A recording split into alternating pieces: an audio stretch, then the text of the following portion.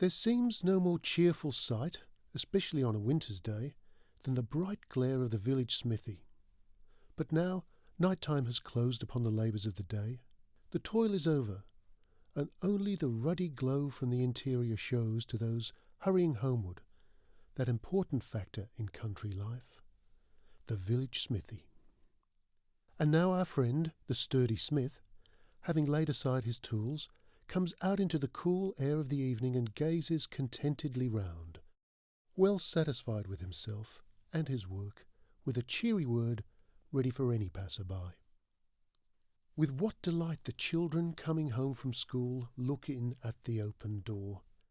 They love to see the flaming forge and to hear the bellows roar, and to watch the burning sparks which fly like chaff from the threshing floor.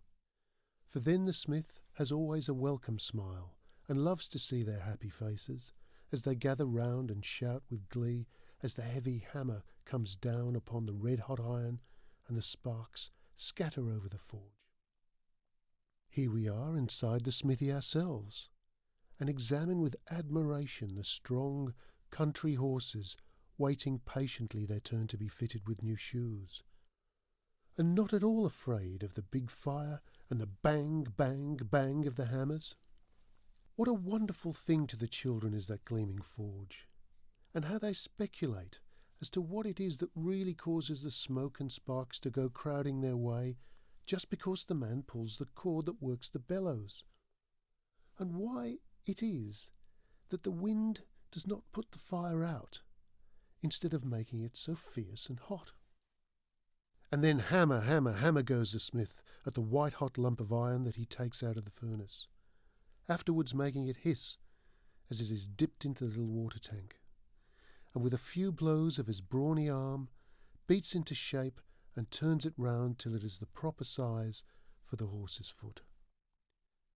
How his muscles stand out like whipcord on his brawny arms, and how every little boy longs to grow up and be able to give such tremendous blows with so little apparent effort.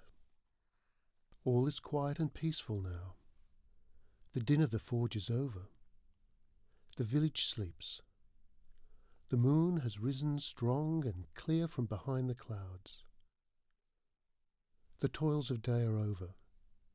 Nothing is heard but the faint buzzing of insects in the air or the low murmur of the breeze among the branches of the trees.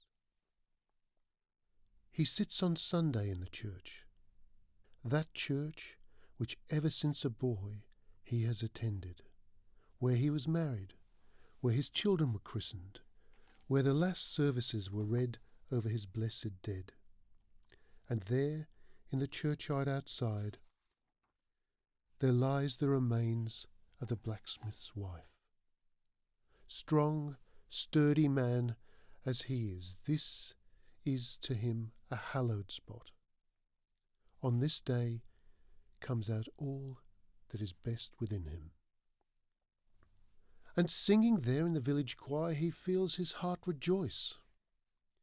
He glances affectionately at his children, and at times seems to hear, floating down through the lofty roof, the sound of their mother's voice singing in paradise. The day draws to a close, and, a strong man spiritually as well as bodily, the village blacksmith, refreshed in mind and body and soul, looks forward cheerfully to the honest work of another week. Something attempted, something done has earned a night's repose.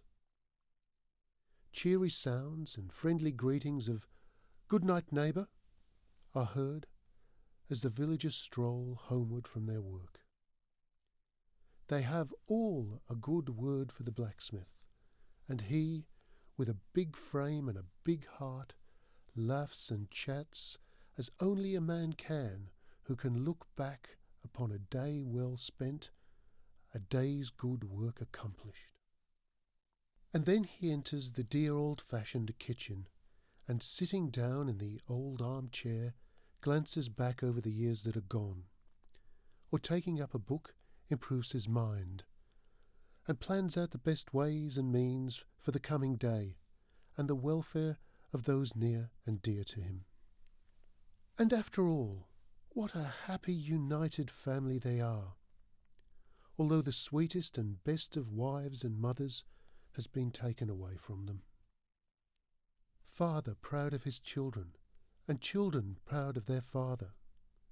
A hearty good night and a father's blessing, and they troop away to bed, leaving us also, with no small regret, to wish the village blacksmith farewell and a prosperous future.